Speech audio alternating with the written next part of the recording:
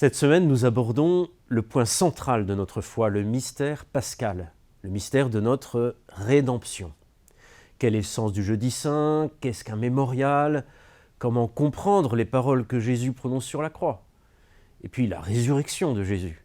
En quoi nous concerne-t-elle personnellement aujourd'hui? Monseigneur Battu va nous guider à travers les 3 jours saints, ce qu'on appelle le triduum pascal, pour pénétrer dans ce mystère.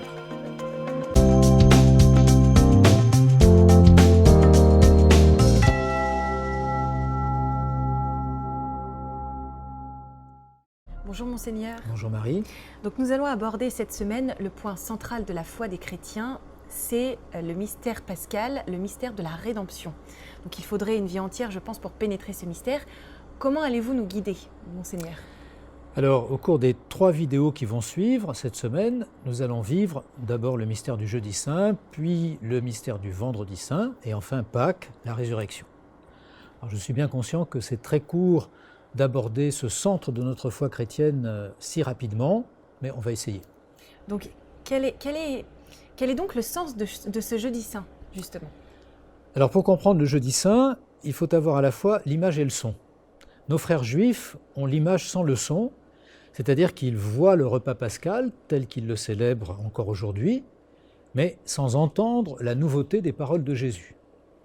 Mais nous-mêmes, souvent, nous avons le son sans l'image. Nous connaissons les paroles de l'Eucharistie, mais nous oublions souvent dans quel cadre précis ces paroles ont été prononcées. La plupart du temps, les jeunes auxquels nous avons affaire n'ont aucune connaissance préalable, raison de plus pour essayer de leur transmettre et l'image et le son. Comment ça, c'est-à-dire? Alors on sait que le jeudi saint, Jésus invite ses disciples à partager le repas de Pâques dans la plus pure tradition juive. En effet, chaque année de sa vie sur terre, Jésus a mangé la Pâque, c'est-à-dire célébré ce repas au cours duquel les Juifs font mémoire de la sortie d'Égypte telle qu'elle est racontée dans le livre de l'Exode. Alors ce n'est pas seulement une commémoration, un souvenir qu'on aime évoquer, c'est un mémorial. C'est un mot très précis qui veut dire que chacun de ceux qui participent au repas pascal doit avoir conscience que cette libération s'accomplit pour lui aujourd'hui. On pourrait dire que célébrer la Pâque, c'est un mot qui évoque le passage, c'est m'appliquer à moi-même ce que Dieu a accompli autrefois pour mes ancêtres. Et c'est ce qu'a fait Jésus, entouré de ses disciples. Alors la signification du mémorial, elle est passée dans l'Eucharistie. Lorsque je vais à la messe, nous ne répétons pas le jeudi saint, mais nous en devenons contemporains, c'est-à-dire qu'il vient s'imprimer dans ma vie. Comme le dit un texte de la liturgie d'ailleurs, chaque fois que nous célébrons ce sacrifice en mémorial, c'est l'œuvre de notre rédemption qui s'accomplit au présent. Sacrifice, oulala, je pense que c'est un mot compliqué, même difficile, je crois, à expliquer à nos jeunes.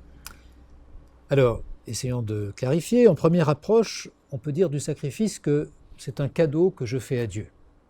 Je vais me déposséder de quelque chose qui était à moi, une tête de bétail par exemple, et l'offrir à Dieu. Donc maintenant, c'est plus à moi, c'est à Dieu.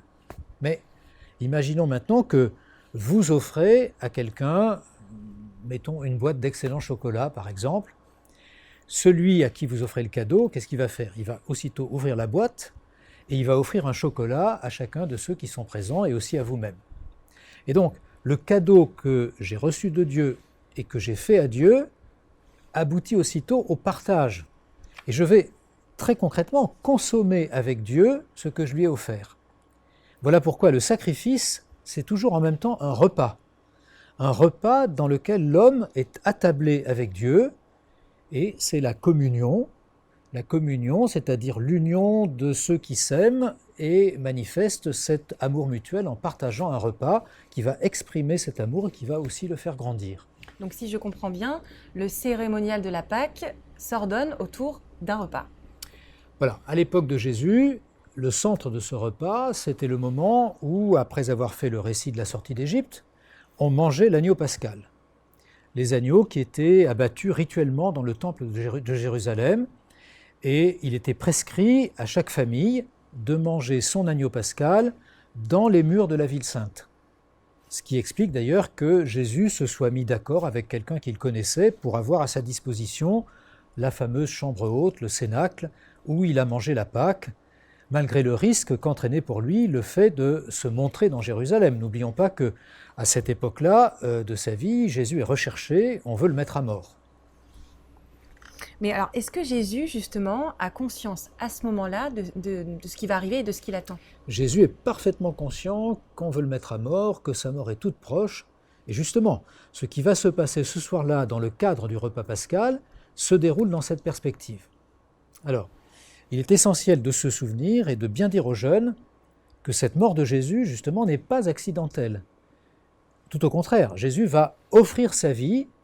Il a dit dans l'évangile de Jean, « Ma vie, personne ne la prend, c'est moi qui la donne. » Et dans le repas juif de la Pâque, où l'élément central est le moment où on mange l'agneau, Jésus va manifester cette décision d'offrir sa vie.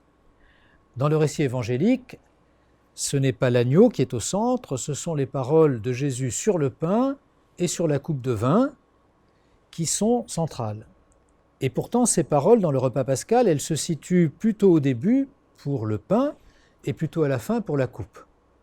Donc la caméra se décentre pour nous de l'agneau pour se diriger vers ces deux nourritures végétales, le pain et le vin. Mais Jésus va prononcer sur eux des paroles étonnantes. « Ceci est mon corps livré pour vous sur le pain, ceci est mon sang versé pour vous sur le vin. » Qu'est-ce que ça veut dire? Deux choses. D'abord que Jésus prend en personne la place de l'agneau. Ensuite que la nourriture qu'il nous donne à manger ne résulte pas d'une mise à mort violente, comme pour l'agneau, mais d'une offrande volontaire. Alors attendez, et c'est ça qui est important. C'est ça qui est important, Voilà. Parce que, évidemment, Jésus va mourir, et il va mourir de mort violente, mais ce qui est au premier plan, ce n'est pas le meurtre perpétré par les bourreaux de Jésus, c'est l'offrande de sa vie par Jésus lui-même. Ce qui veut dire que l'Eucharistie, c'est une décision. Lorsque Jésus dit « Ceci est mon corps livré pour vous », lorsqu'il dit « Ceci est mon sang versé pour vous et la multitude », il anticipe par ses paroles quelque chose qui n'a pas encore eu lieu. Jésus, à ce moment-là, est bien là, vivant, devant ses disciples, en train de manger avec eux. Son corps et son sang ne sont pas séparés comme ils vont l'être sur la croix. Comment ça? Je ne comprends pas très bien. Disons les choses autrement, dès ce moment, au cours du repas pascal avec ses disciples, Jésus se donne déjà entièrement par anticipation de sa mort, et comme sa décision est irrévocable, il peut déjà leur donner par anticipation, en communion, le fruit de cette mort, le fruit de la croix, le sacrifice de sa vie et le salut, la rédemption qu'il apporte à tous les hommes. Et nous, alors, comment nous pouvons intégrer ce don total et irrévocable du Christ dans nos vies? Eh bien, ça nous ramène aux besoins que nous avons de l'Eucharistie. Si nous avons tellement besoin de l'Eucharistie et de communier au corps et au sang du Christ et de le faire tous les dimanches, c'est parce que cette décision de Jésus de donner sa vie est la source de notre propre capacité de prendre les grandes décisions de notre vie et de nous y tenir. Un exemple, si je dis à quelqu'un « je te prends pour époux, pour épouse et je me donne à toi pour t'aimer fidèlement tous les jours de notre vie », je lui dis, d'une certaine manière, « ceci est mon corps livré pour toi, ceci est mon sang versé pour toi, ceci est ma vie donnée pour toi. » Car je lui donne ma vie comme Jésus nous a donné la sienne. D'accord, donc participer à l'Eucharistie, en quelque sorte, nous rendrait capables, nous aussi, de nous donner entièrement comme Jésus. C'est exactement ça. Nous savons bien que donner sa vie par avance à quelqu'un, c'est un pari insensé, et qu'avec nos seules forces, nous sommes incapables de le tenir. Et justement, la force d'un chrétien et sa joie, c'est de savoir que quelqu'un a déjà fait cela pour lui, et que par lui, il va en devenir capable.